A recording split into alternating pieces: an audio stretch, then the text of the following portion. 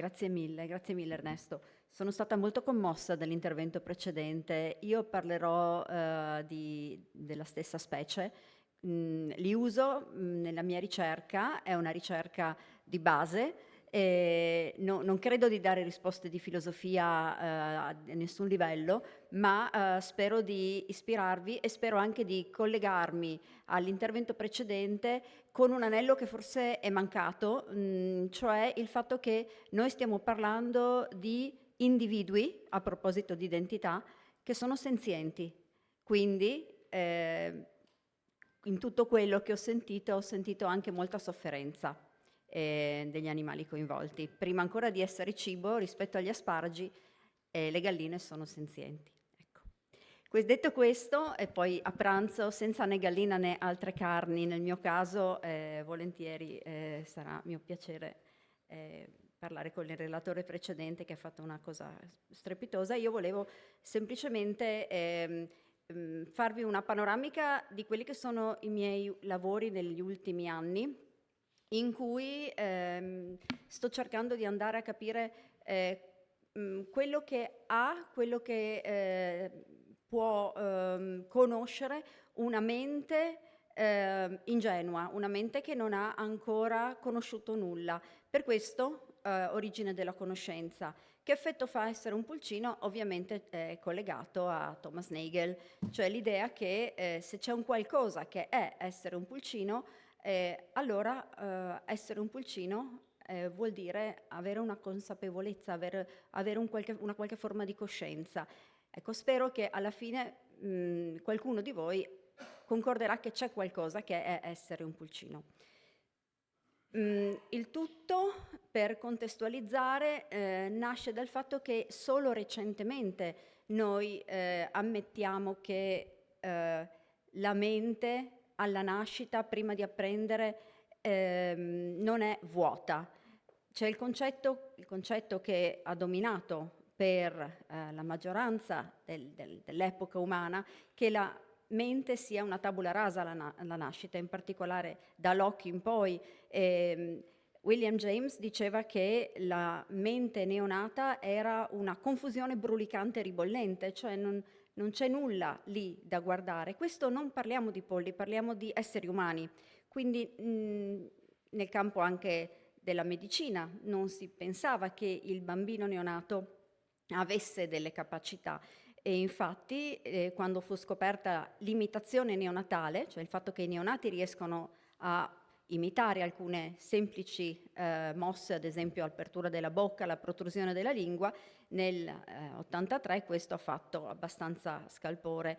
E qui abbiamo una rivista, un'edizione di Life che dedica l'intera copertina a queste scoperte, cioè al fatto che si scopre che i bambini sanno qualcosa, mentre prima si pensava che fossero dei blob che mangiano e poco altro. Invece la mente neonata è una mente molto competente, che ha delle conoscenze ed è predisposta ad apprenderne delle altre.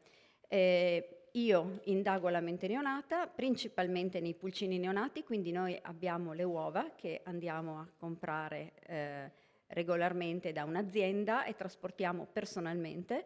E poi abbiamo anche traslato questi studi sulla mente dei neonati umani.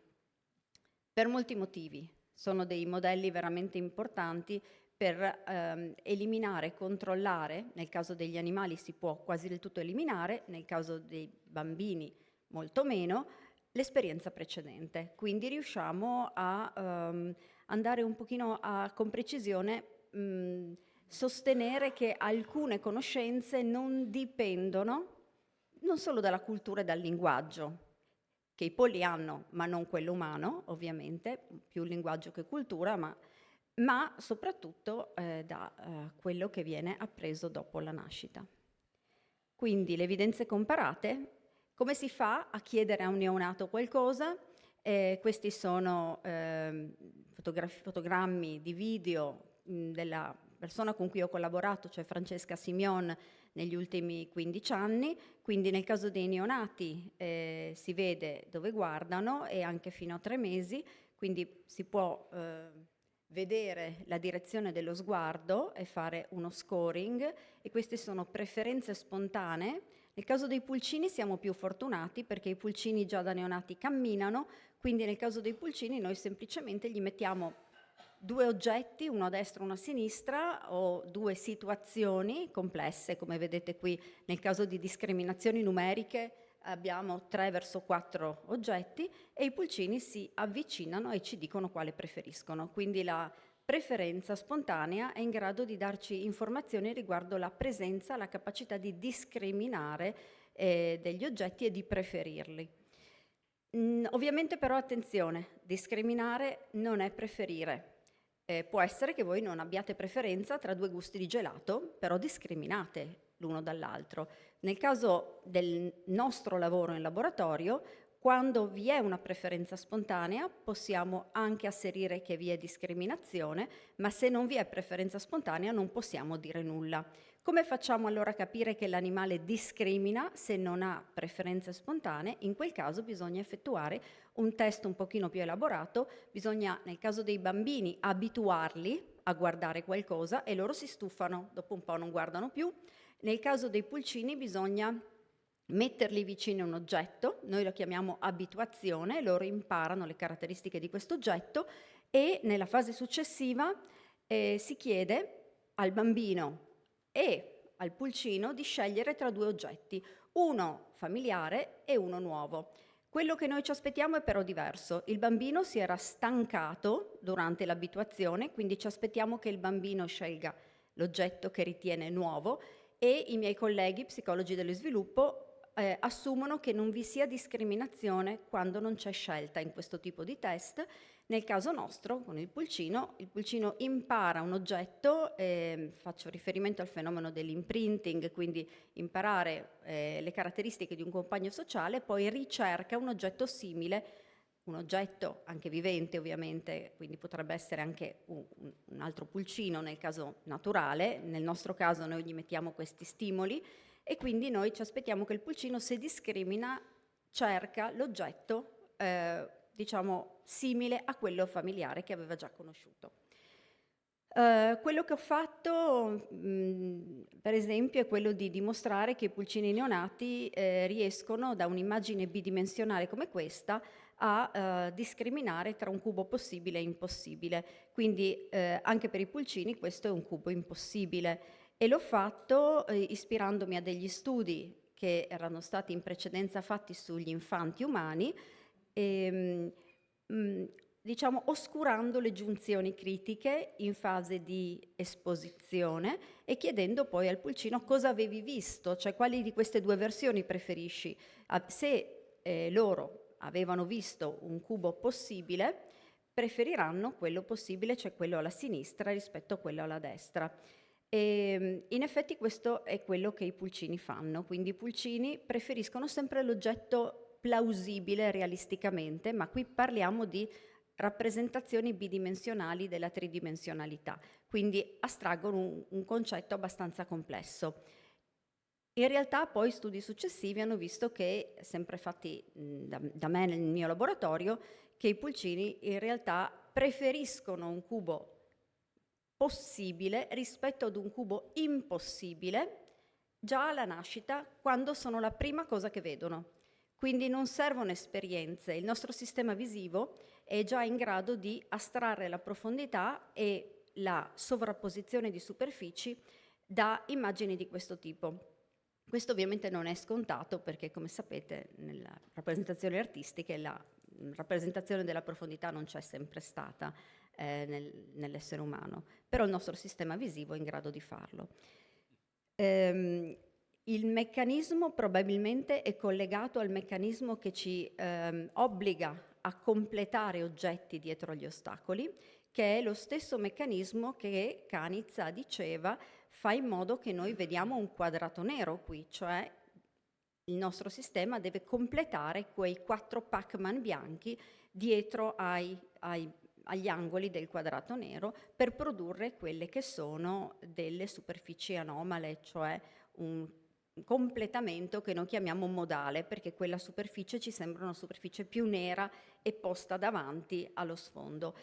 Il I Pacman bianchi invece vengono completati con un meccanismo che noi chiamiamo completamento amodale, che è quel meccanismo che ci permette di completare oggetti che non vediamo interamente. È un meccanismo che plausibilmente gli animali hanno, in realtà è plausibile che li abbiano perché devono, per esempio, rilevare che ci sono delle prede o dei predatori nascosti, però noi l'abbiamo dimostrato sperimentalmente in laboratorio e l'abbiamo dimostrato su pulcini di 3 giorni di vita, e questa è stata la prima dimostrazione che il completamento amodale non dipende dall'esperienza, è un meccanismo predisposto nel sistema visivo.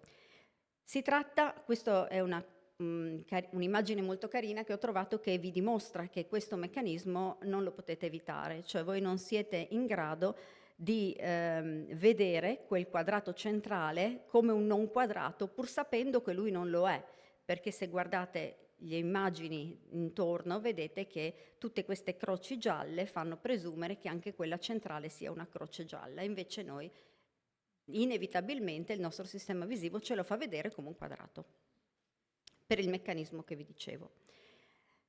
Questi sono concetti un po' percettivi, però ci sono state dimostrazioni che i pulcini sono in grado, i pulcini e gli anatroccoli in questo caso, perché il primo studio è stato fatto ad Oxford, non da me ovviamente, ed è stato fatto sugli anatroccoli, sono in grado di astrarre concetti anche parecchio complessi, come ad esempio, dopo aver visto 2 oggetti uguali, se gli vengono mostrate altre coppie di oggetti, identificano la qualità dell'essere uguali.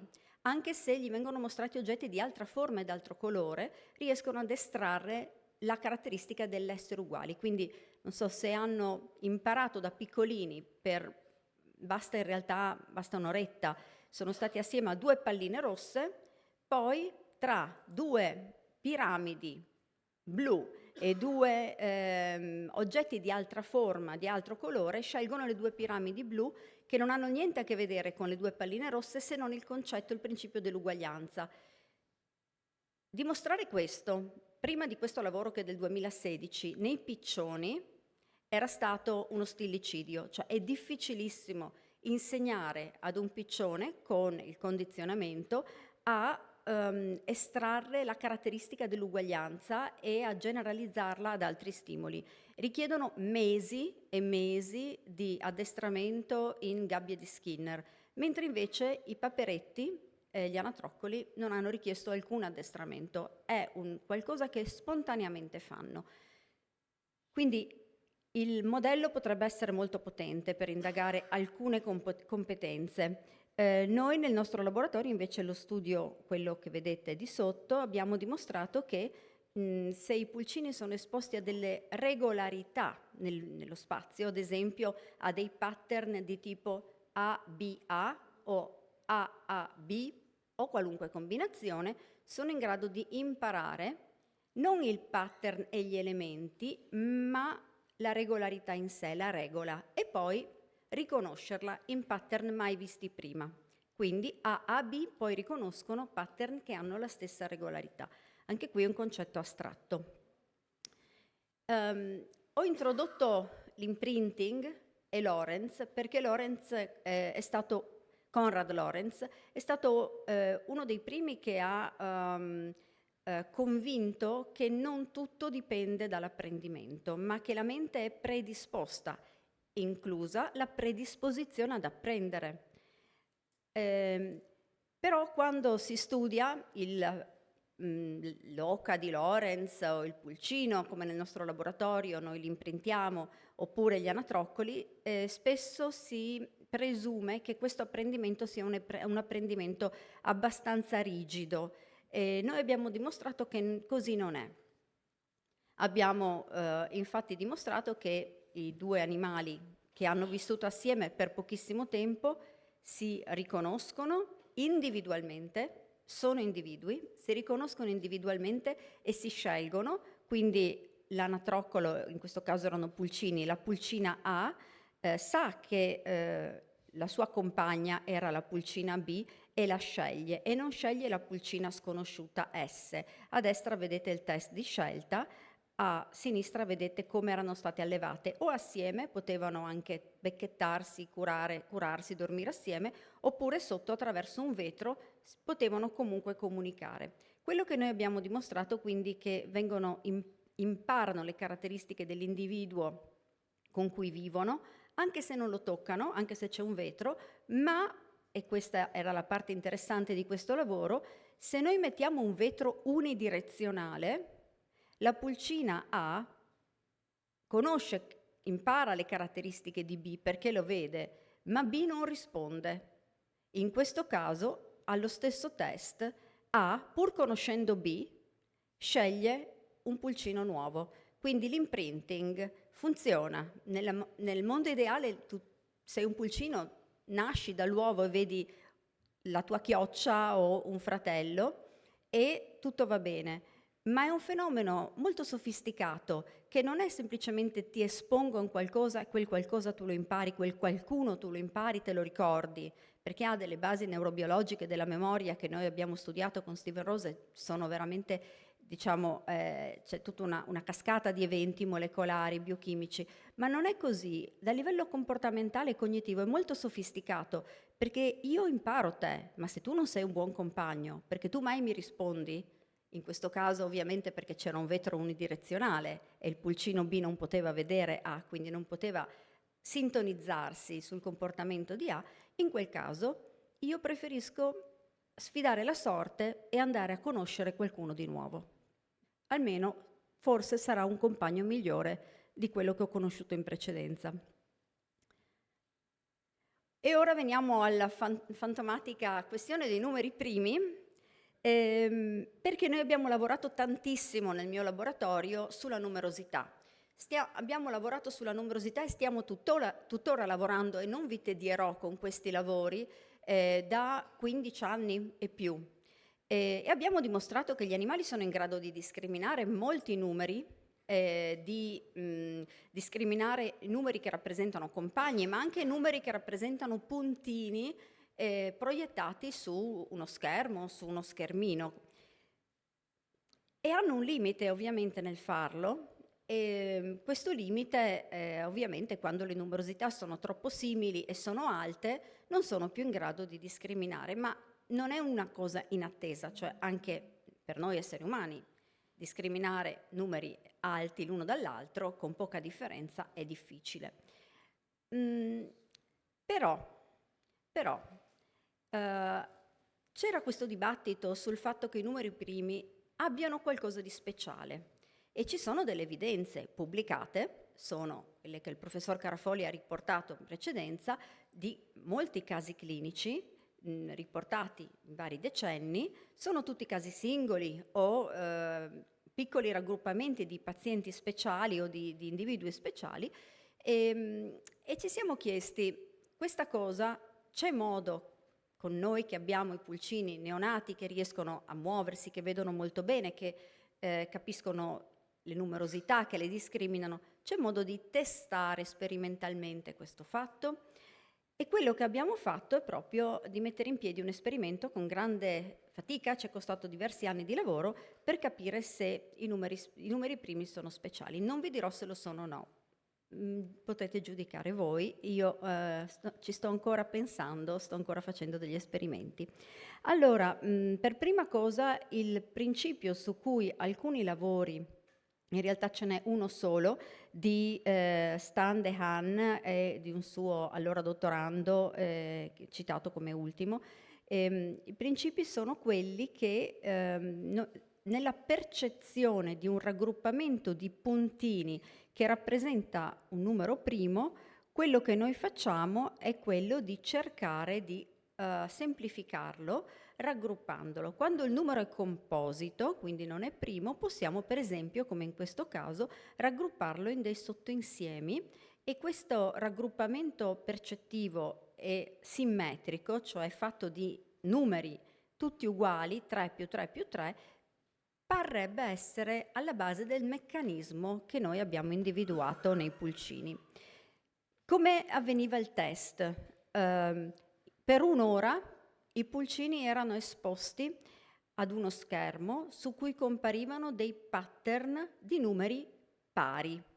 Numeri piccoli ovviamente, per il pulcino sono grandi, sono 4, 6, 10, 12, quindi sempre questi variavano con diversi colori e disposizioni nello spazio. E poi alla destra avevamo un test. Questi sono pulcini nati lo stesso giorno. Nascono, vengono fatti asciugare, ci vuole qualche ora perché il pulcino sia asciutto e sia pronto a muoversi, e non hanno visto nulla, vengono esposti per la prima volta a questa sequenza di pallini. Adesso vi farò vedere un esempio e poi, finito questo, vengono fatti un attimo riposare in un posto buio, non vedono altro, e poi il test. Il test comprende 2 numeri mai visti prima, entrambi dispari, uno è pari e l'altro no. Quindi 7 verso 9, 11 verso 9 e poi abbiamo fatto anche 13 verso 15, su cui devo fermarmi a dire qualcosa di particolare.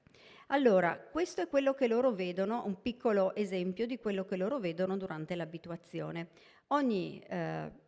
Nel caso dei pulcini erano 10 secondi, se non sbaglio, cambia il pattern, quindi ve lo faccio rivedere. Vedevano questi puntini blu, triangolini verdi, pallini rossi, varie forme, quindi cambiava la disposizione spaziale. Invece non c'erano queste linee a tratteggio. Questo è il meccanismo che noi pensiamo che i pulcini facciano per cercare di comprendere il numero. Questo è il test, come vedete, da un lato abbiamo 3, 6, 9, quindi a sinistra, e di qui abbiamo 1, 2, 3, 4, 5, 6, 7. Quindi questo è il test 9 verso 7. E non vi faccio vedere il test, vi faccio vedere ovviamente semplicemente il fatto che il pulcino probabilmente arriva a una grouping simmetrico per quanto riguarda il 9, ma non per quanto riguarda il 7, perché non è possibile raggruppare simmetricamente un numero primo, quindi noi abbiamo ipotizzato che questo rendesse interessante, rendesse attrattivo elaborare di più il numero primo, per cui i pulcini alla fine vanno e stanno a osservare più tempo il numero primo. Lo abbiamo fatto sul 9 e sull'11, cioè 9 verso 11 e 9 verso 7, perché in altri test, con altri paradigmi, i pulcini preferivano la numerosità maggiore. Quindi abbiamo dimostrato che indipendentemente dal fatto di essere maggiore del numero di confronto, scelgono il primo. Scelgono il 7 qua verso il 9, ma anche l'11 verso il 9. Sono test separati, con gruppi separati di animali. Non è facile discriminare a vista 7 da 9. Cioè, forse lo è per noi, ma sono sicura che anche un bambino a colpo d'occhio non è facile. Non è facile discriminare ancor meno 9 da 11. È molto al di sopra dei limiti che noi abbiamo trovato negli altri test che abbiamo fatto con i pulcini, quindi noi non pensiamo sia un meccanismo di conteggio numerico, di computazione numerica. Pensiamo sia un meccanismo di elaborazione di questo insieme di puntini del tipo che vi ho spiegato, cioè di cercare di effettuare un grouping simmetrico. Abbiamo fatto la discriminazione più complessa, non l'hanno fatta, non sono riusciti a discriminare 13 da 15, ma sono stati in grado di discriminarli e di scegliere, in questo caso la scelta è per il 13, perché scelgono appunto il primo, qualora noi abbiamo sovraimposto dei colori. Quindi abbiamo utilizzato dei colori per raggruppare, in un caso in maniera simmetrica, nel caso ovviamente del 15, nell'altro caso impossibile, quindi i colori non davano dei raggruppamenti simmetrici. Quindi questo test ci dice che forse 13 e 15 è un po' un limite percettivo, ma con il supporto di un raggruppamento passivo, cioè sovraimposto da noi, per colori diversi gli animali lo discriminano e dà un po' in qualche modo, anche se indirettamente, supporta l'ipotesi che questo è il meccanismo che loro attuano. Poi abbiamo fatto una serie di altri test che stiamo ancora facendo, li abbiamo abituati sui numeri primi per vedere se era l'abituazione, e non è questo. Anche abituati su numeri primi e testati con altri numeri primi, ovviamente non ne abbiamo tantissimi, quindi abbiamo fatto del nostro meglio, e continuano a scegliere i numeri primi.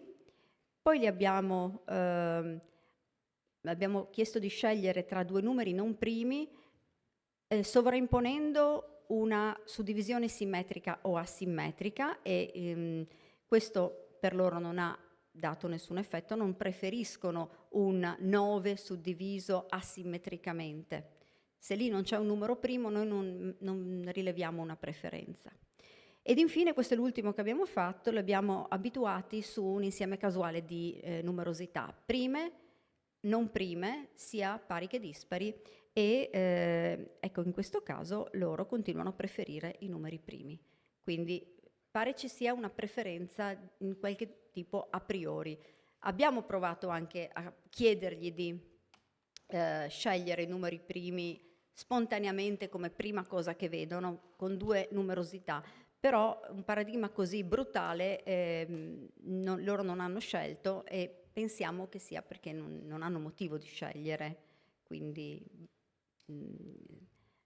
non siamo riusciti senza una preesposizione, quindi la fase di abituazione è necessaria per fargli imparare una regola, e poi sulla base di quella regola in qualche modo scelgono, però c'è qualcosa di più che noi non siamo in grado di spiegare. Queste sono le domande con cui vi lascio, perché credo il mio tempo stia quasi per scadere, ma ho 2 o 3 minuti, e questi 2 o 3 minuti li utilizzerò per parlarvi di un ultimissimo lavoro che abbiamo in corso adesso, ma che è stato già accettato su Science, che è il primo lavoro che dimostra in un animale non umano l'effetto Bubakiki. L'effetto Bubakiki è un effetto che è noto nella letteratura da moltissimi decenni, e sappiamo che in tutte le culture, tutte le età, testato moltissime volte, la maggioranza degli individui umani, se gli si dice quale di queste due figure si chiama Buba, sceglie la figura più tondeggiante, e quale di queste due si chiama Kiki, sceglie la figura appuntita. Ecco, noi lo abbiamo fatto con i pulcini, abbiamo dei risultati abbastanza solidi che hanno convinto i revisori di Science, e questa è una piccola fase di abituazione in cui l'animale senza suono, cioè senza sentire mai Buba o Kiki, viene abituato che c'è del cibo dietro un pannello con una figura ambigua che non è né Buba né Kiki, e questo è invece il test. Kiki, Kiki, Kiki, Kiki. Ecco, lo stesso pulcino in prove alterne vede le figure posizionate in questa posizione o la posizione, quindi randomizzando la posizione delle figure, e a prove alterne sente o la parola Buba o la parola Kiki, le stesse usate per testare i bambini umani, per esempio, sono gli stessi stimoli che abbiamo preso, e lo fanno al terzo giorno di vita, lo fanno anche al primo giorno di vita, perché un referee ci ha obbligato a testare i pulcini molto piccoli. Noi abbiamo sempre molti scrupoli, diciamo, per il benessere animale, ma siamo riusciti a fare su un piccolo gruppo un test al primo giorno di vita, e senza quasi preesposizione. Non parlerò del cervello del pulcino perché il mio tempo è finito, ma le performance cognitive di alcuni uccelli sono paragonate a quelle non solo dei mammiferi, non solo dei primati, ma proprio delle grandi scimmie, e recentemente dei colleghi hanno dimostrato che la densità neuronale nel cervello degli uccelli è molto più alta di quella dei mammiferi, quindi è un cervello piccolo ma estremamente computazionalmente capace. Ecco, e sono tempo per le domande. Grazie.